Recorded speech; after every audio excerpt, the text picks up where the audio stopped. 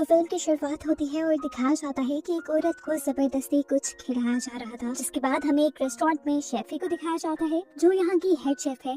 लेकिन हमेशा वो ये काम नहीं करना चाहती। उसने अब अपना रेस्टोरेंट बनाने का सोच लिया है, इसीलिए वो अपने मैनेजर को लास्ट गुड बाय कहने के लिए जाती है। लेकिन इस होटल में शेफी ने सब कुछ बहुत अच्छे से संभाला हुआ था। मैनेजर अभी तैयार नहीं था कि शेफी ये जॉब छोड़ दे। उसने शेफी को एक्स्ट्रा पैसों की भी लालच दी, लेकिन शेफी फैसला कर चुकी थी। वो अपना आखिरी फैसला बताकर यहाँ से चली जाती है।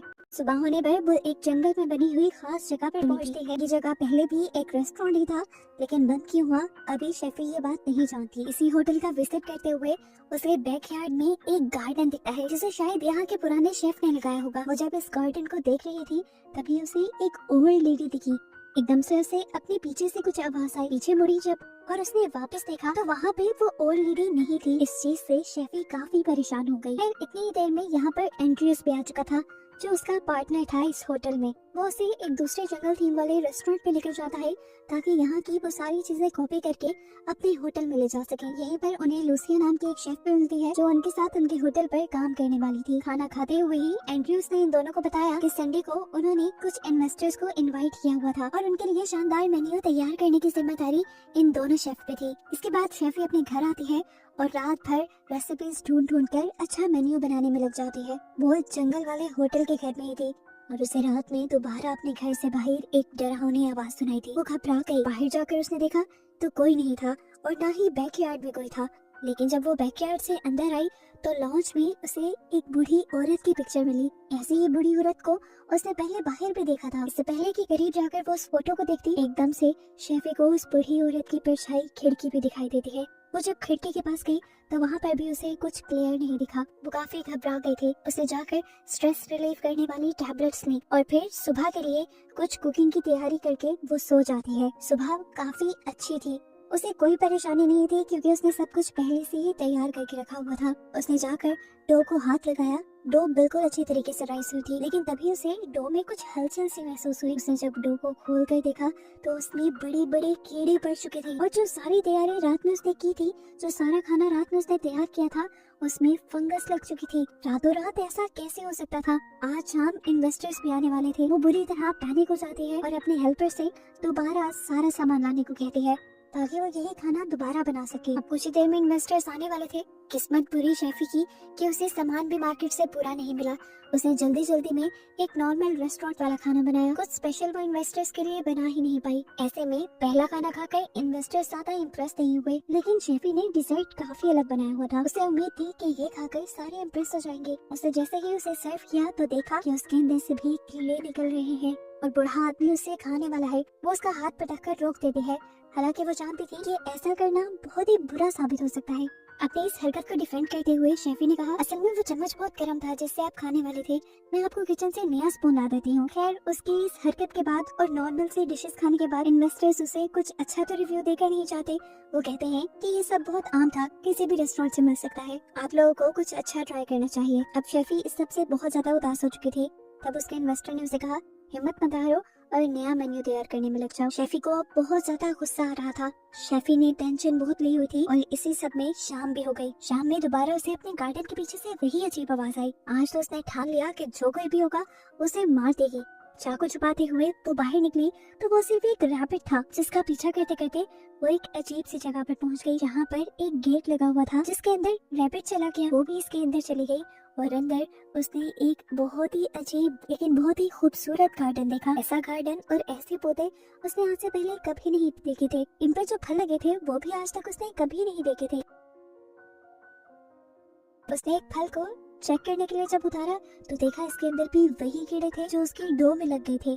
इन कीड़ों को देखकर वो डर गई और उसका पाँव किसी चीज से लगा, नीचे गिरी। सर किसी हार्ड पत्थर से टकराने की वजह से वो वहीं पर बेहोश हो गई। बेहोश होने से पहले उसे एक बूढ़ी औरत की ग्लिम्स आई थी जो उससे कुछ कह रही थी। उसे जब होश आया कुछ देर बाद तो वो अपने बेड पर थी। कपड़े उसके मिट्टी से लथपथ हुए हुए थे। इससे पहले कि वो कुछ समझ पाती कि उसके साथ ये सब कैसे हुआ, एंड्रयूस उससे मिलने आ जाता है और उसको बताता है कि इन्वेस्टर्स को खाना पसंद नहीं आया। उन्होंने कहा है कि शेफ बदल दें फिर इन्वेस्टमेंट दी जाएगी।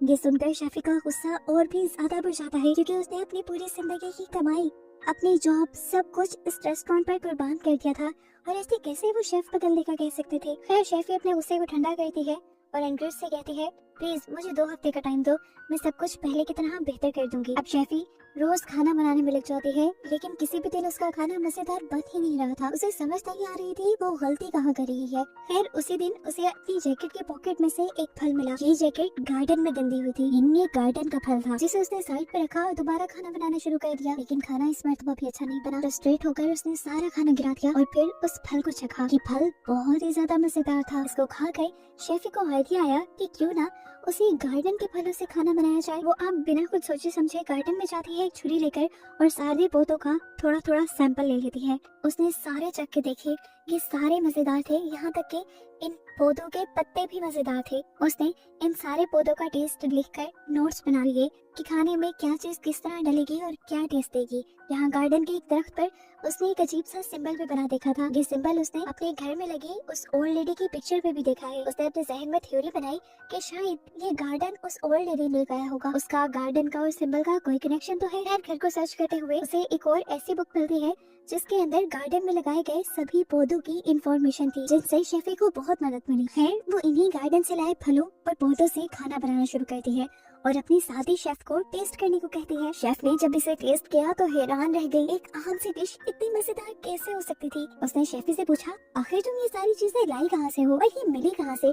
शेफी ने गार्डन के बारे में बताने के बजाय उसे झूठ बोल दिया कि ये सब चीजें मेरी फ्रेंड ने ला कर दी है। एक दिन ऐसे ही जब ये लोग बैठे बातें कर रहे होते हैं तो इन्हें गार्डन के पास एक बूढ़ा आदमी दिखाई देता है। शेफी फौरन ही इस आदमी को देखकर उसके पास जाने के लिए खड़ी हो जाती है। वो उससे पूछना चाहती थी कि आखिर तुम कौन हो, यहाँ क्या कर रहे हो, पर उसके करीब जाने से पहले ही वो आदमी गायब हो गया। शेफी का हेल्पर जो पास के ही इलाके में रहता था वो शेफी को बताता है कि ये सब होना यहाँ आम बात है। माना जाता है कि पहले इस जगह पर एक विच रहती थी जिसने इस गार्डन को बनाया था।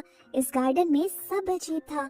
वो इस गार्डन की चीजों से रस निकाल कर दूसरों को पिलाकर अपने वश में कर लिया करती थी और अपने साथ रहने पर मजबूर करती थी। पर एक दिन ये बात गांव में फैल गई और जब लोग उस जगह को चेक करने के लिए आए तो तब विच वहाँ से भाग गई और उसके गार्डन में कीड़ा लग गया था। वो लड़का शेफी से कहता है आप परेशान मत होना, ये सब पुरानी बातें हैं, कितना सच है इसमें कितना झूठ कोई नहीं जानता। शेफी अब उससे कहती है तुमने जो कहा सब सच है, मैंने उस औरत को भी देखा था, बस एक झलक। शायद वो चाहती है कि मैं उसके गार्डन की देख रेख करूँ और शेफी अब ये करने भी लग जाती है। कई दिन वो उस गार्डन की देख रेख करती है और रात में अपने रेस्टोरेंट के लिए उन्हीं के पौधों से और उनके टेस्ट से नोट्स बनाती है। इस नोट्स और अपने मेन्यू के नीचे उसने वो सिंबल भी बनाया था जो उसने गार्डन के दरख्त और औरत की पिक्चर में देखा था। ये सिंबल बनाते ही उसे अजीब सी आवाज आई। आज उसे ये आवाज बेसमेंट से आई थी जिसके अंदर भी एक टनल थी। वो अंदर गई तो वहाँ भी गार्डन से रिलेटेड चीजें रखी हुई थी। वो इन चीजों को देख ही रही थी कि एक अजीब डरावना हाथ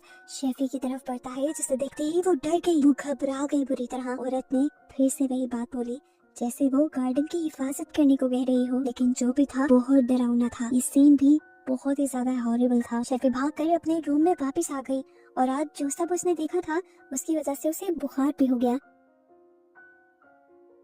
लेकिन अगले ही दिन से वो फिर काम पे लग गई। उसने अब गार्डन की चीजों से ऐसी डिशेस तैयार की थी कि एंड्रयू का दिल खुश हो गया और उसने अगले ही हफ्ते होटल की ग्रैंड ओपनिंग का फैसला कर दिया। उसने अपने शेफ और अपने स्टाफ को बुलाकर मीटिंग की और इस मीटिंग के बाद जब शेफी किचन में आई तो उसने देखा कि सारा खाना बिखरा पड़ा है और किसी आदमी की भी आवाज आ रही थी। पास गई तो देखा कि ये आदमखोर था जो खुद ही अपनी ही उंगली काट कर खा रहा था। शेफी ने उसे देखकर डरकर जोर से चीख मारी और उसकी चीख सुनकर एंड्रयू यहाँ आ जाता है। इस आदमी को देखकर उसने इस आदमी का नाम लिया और फिर फौरन ही एम्बुलेंस को कॉल की। शेफी की साथी शेफ ने बताया कि ये इस होटल का पुराना शेफ था जिसने तुम्हारी तरह एक लाजवाब मेन्यू बनाया था, पर फिर पता नहीं कैसे वो पागल हो गया और ये रेस्टोरेंट बंद करना पड़ा। पहले भी ये जगह एंड्रयू ने ही खरीदी थी और अब दोबारा एंड्रयू तुम्हारे साथ ही रेस्टोरेंट शुरू करना चाहता है। शेफी को अब एक डायरी के बारे में याद आया जिसमें गार्डन के पौधों के बारे में लिखा था और उनके टेस्ट भी लिखे थे, जिससे उसने बहुत हेल्प ली थी। वो समझ गई कि ये डायरी उसी शेफ की थी जो पागल हो गया। इसमें उसने कुछ ड्राइंग्स भी बनाई थी जो बहुत ही ज्यादा डरावनी थी। इन्हीं सारी चीजों के हेलुसिनेशंस और वियर तो शेफी को भी आते थे। वो समझ गई कि ये सब गार्डन के पौधों की वजह से हो रहा है और अब वो भी जल्द ही पागल हो जाएगी अगर उसने इन पौधों के इस्तेमाल को छोड़ा नहीं तो। ये सोचते ही उसने फौरन किचन में जाकर काम बंद करने को बोला। अपनी सारी चीजें जो गार्डन से बुलाई थी उसने गिरा दी और वो मेन्यू और अपने नोट्स भी सारे जला दिए जिसमें उसने गार्डन की चीजों के बारे में लिखा था और गार्डन का सिंबल बनाया था। इस सिंबल के चलते ही उसे ऐसा फील हुआ कि कोई उसके तरफ भाग कर आ रहा है। वो डर गई और जैसे ही पीछे मुड़ी तो उसके मुंह के बिल्कुल सामने एक डरावना बूढ़ी औरत का चेहरा आ गया, जिसे देखकर वो इतना डर गई कि चीखती हुई जंगल की तरफ भागी। वो बहुत ज्यादा डर चुकी थी। उसने उस गार्डन के सारे पौधों को भी उखाड़ उखाड़ कर फेंकना शुरू कर दिया। इसी के साथ उसने जो ओल्ड लेडी की फोटो अपने किचन में रखी थी वो भी उसने फेंक दी। सुबह जब शेफ काम करने के लिए आए तो उसने फौरन मेन्यू चेंज करने को बोल दिया। इस डिसीजन से उसकी दूसरी शेफ के साथ लड़ाई हो गई और वो चली गई। उसके जाने के बाद शेफी ने गार्डन से लाई सारी चीजें फेंक दी और अपनी टीम से कहा कि हम एक नया मेन्यू बनाएंगे और नए मेन्यू पे काम करेंगे। वो खुद भी जब काम कर रही थी तो उसे पता ही नहीं चला कब उसने अपनी पूरी उंगली काट दी। आसपास के लोगों ने उसे देखकर बताया उसे तो दर्द का एहसास भी नहीं हुआ था। ये सब बहुत अजीब था। यहाँ पर लोगों को भी समझ नहीं आ रही थी कि हो क्या रहा है। एंड्रयू जब ये बताने के लिए किचन में आता है कि स्पेशल गेस्ट आने ही वाले हैं तो वो किचन में हड़बड़ी देखता है और पूछता है कि आखिर यहाँ हो क्या रहा है। तब उसे पता चलता है कि एंड टाइम पे शेफी ने सारा मेन्यू चेंज कर दिया था और यहाँ उसकी शेफी के साथ भी लड़ाई हो जाती है। फिर एंड्रयू बहस करने के बाद बाहर चला जाता है गेस्ट को रिसीव करने के लिए, जबकि शेफी को अजीबोगरीब हेलुसिनेशंस होने लगते हैं। उसे ऐसा लग रहा था जैसे उसके मुंह से कीड़े निकल रहे हो, उसके हाथ कट गए हो जिनके कट से अब कीड़े बाहर निकल रहे थे। उसके सामने जब शेफ आई उसे डिश टेस्ट करवाने के लिए तो उसे लगा कि ये सारी फंगस से भर गई है, लेकिन इस टाइम उसने अपने इमोशंस पे कंट्रोल किया, डिश नहीं फेंकी क्योंकि उसे पता चल चुका था कि उसके हेलुसिनेशन है। उसने बगैर चखे ही ये खाना सर्व करने को कह दिया, लेकिन यहीं पर उसकी सबसे बड़ी गलती हो गई।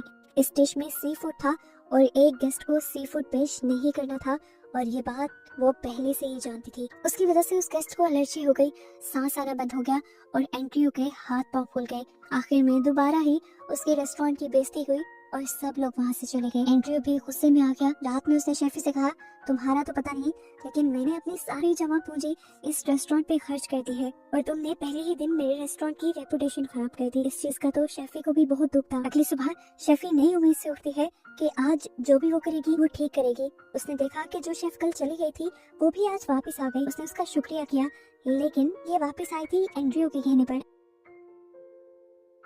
एंड्रयू ने अब शेफी से कहा कि मुझे इन्वेस्टर्स ने कहा है कि तुम अपना शेफ बदलो, नहीं तो वो इन्वेस्टमेंट नहीं देंगे।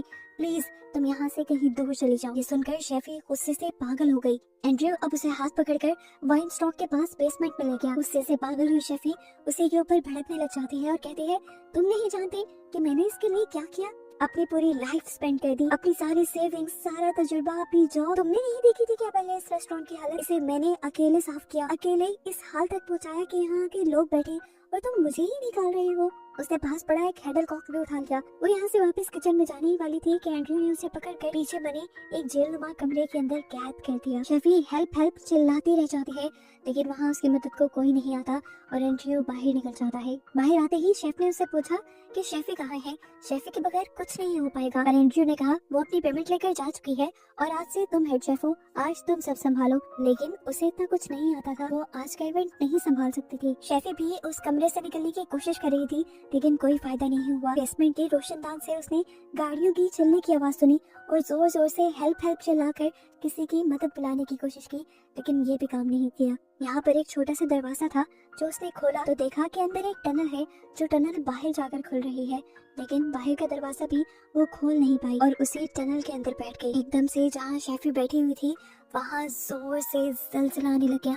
शेफी बुरी तरह डर गई, लेकिन उसने देखा कि जहाँ वो बैठी थी उसके सामने एक और दरवाजा आ गया और इसके पीछे एक दूसरी टनल थी। अब यही टनल उसे एक उम्मीद लग रही थी। उसने यहाँ से किरणें चलाई और आहिस्ता आहिस्ता इस टनल के अंदर चली गई। इस टनल के अंदर उसे क्या दिखा? एक लाश, मरी हुई औरत की। इन्हें देखकर शेफी बहुत ज्यादा डर चुकी थी।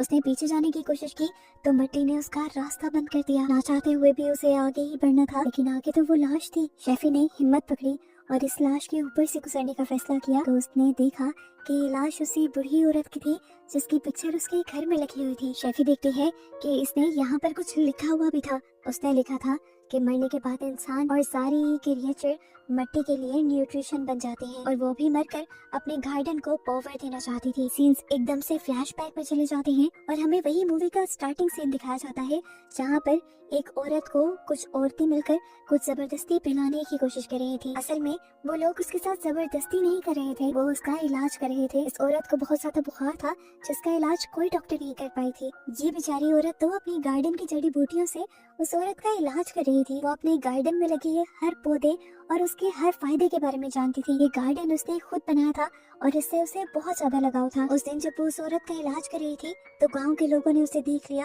और उसे गलत समझा। गांव के लोग उसे मारने के लिए आ गए। उसने सोचा गांव वालों के हाथ मरने से बेहतर है कि मैं अपने गार्डन के लिए ही ताकत बन जाऊं। इसीलिए उसने वो टनल खोदी और उसमें जाकर वो लेट गई और फिर मरकर इस गार्डन के लिए पोषण बन गई। शेफी को ये सब उसकी हेलुसिनेशंस में पता चल रहा था, जैसे इस औरत की पावर्स ने उसे ये हेलुसिनेशंस दिखाए हों। शेफी अपनी हेलुसिनेशंस में फील भी कर पा रही थी कि कैसे उस औरत को अपने उस गार्डन से लगाव था, बिल्कुल वैसा ही लगाव जैसा शेफी को अपने होटल से था। सीन्स अब यहीं से कट होकर उस गार्डन में जाते हैं जहाँ पर एक टनल के अंदर से हम एक हाथ को निकलता हुआ देख रहे हैं। ये किसी भूत का हाथ नहीं था बल्कि शेफी का हाथ था। शेफी ने बाहर आने का रास्ता ढूंढ लिया था। बाहर आते ही उसे वही रैबिट दिखा जिसे हम मूवी में बार बार देख चुके हैं। शेफी ने इस रैबिट को उठा लिया और यहाँ गार्डन के फल तोड़ तोड़ कर खाने लगी। सीन्स किचन का दिखाया जाता है जहाँ शेफी के बगैर हड़बड़ी मच गई थी। गेस्ट को भी खाना न मिलने पर वो गुस्से में आ चुके थे और यहाँ से जाने ही वाले थे। एंड्रयू को भी कुछ समझ नहीं आ रही थी वो क्या करे और तभी इस टाइम शेफी किचन के बैक डोर से किचन में एंटर करती है। मिट्टी से लत पर उसका बुरा हाल हो गया था। वो अब किचन से बाहर आती है और यहाँ गेस्ट का खाना टेस्ट करने लग जाती है। खाना टेस्ट करके उसने कहा ये तो बिल्कुल ही बकवास है। आए मैं आप लोगों को दिखाती हूँ कि असली खाना क्या होता है। यहाँ पर उसके मास्टर भी आए हुए थे जो उसकी परफॉर्मेंस को देखना चाहते थे। पर शेफी सारी गेस्ट से कहती है अगर आप लोग को जानना है कि असली टेस्ट क्या होता है तो आप सभी लोग मेरे साथ बाहर आ जाएं। सभी मेहमान उसके साथ बाहर जाने लगते हैं। ये देखते हुए एंड्रयू भी जल्दी से अपने स्टाफ से कहकर सारे टेबल्स बाहर लगवा देता है। शेफी कुछ लकड़ियाँ तोड़ती है और गार्डन के बीचों बीच आग लगा देती है। इसके बाद वो उस खरगोश को काटती है और उसी खरगोश का सूप तैयार करने लग जाती है। इसके बाद शेफी गार्डन से बहुत सारी चीजें लेकर आती है और शेफी के साथ मिलकर सारे ही शेफ उसकी मदद करते हैं नया खाना बनाने में। जिसके बाद ये सारे डिशेस अब गेस्ट को सर्व कर दिए जाते हैं। सभी गेस्ट ये खाना छककर हैरान हो गए थे। ऐसा टेस्ट उन्होंने पहले कभी नहीं खाया था। वो इन्वेस्टर जो बार बार शेफी को चेंज करने को कह रही थी उसे भी ये खाकर बहुत मजा आया और शेफी के मास्टर भी उसकी बनाई इन रेसिपी से बहुत खुश हुए। सभी लोग अपना खाना एंजॉय कर रहे थे और शेफी इन सब को देखकर खुश हो रही थी। शेफी जानती थी कि ये सब उस औरत की वजह से ही हुआ है और उसके गार्डन की वजह से ही हुआ है। अब शेफी को भी उस गार्डन से उतनी ही मोहब्बत हो गई थी। शेफी अब यहाँ पर एक रेड कलर के फल को काटती है और देखती है कि उसके अंदर भी बिल्कुल वैसा ही सिंबल था जो सिंबल उसने अपने मेन्यू में बनाया था और जो सिंबल गार्डन में बना हुआ था। इसी सिंबल की रिंग भी उस औरत ने अपनी उंगली में पहनी हुई थी जो शेफी निकाल लाई थी। यानी अब शेफी उस औरत वाली ड्यूटीज निभाने वाली थी और बस यही दिखाते हुए ही ये कहानी यहाँ खत्म हो जाती है।